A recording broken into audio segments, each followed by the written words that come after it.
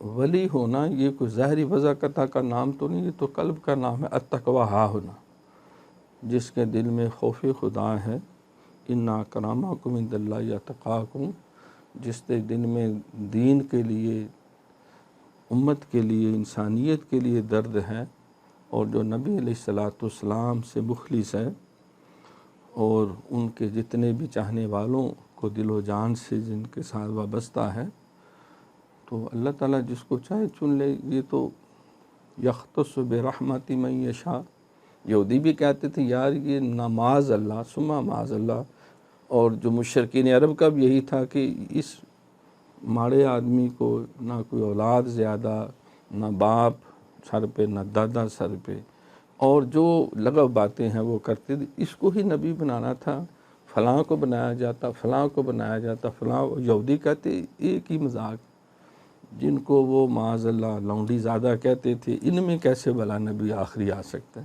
یہ تو ہم یہودیوں کا، بنی اسرائیل کا حق ہے۔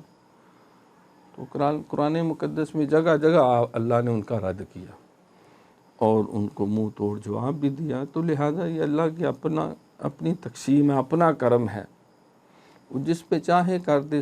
جاگنے والے کو محروم دو عالم رکھا، اور سونے والے کو کہا جا ساری خدائی تھے۔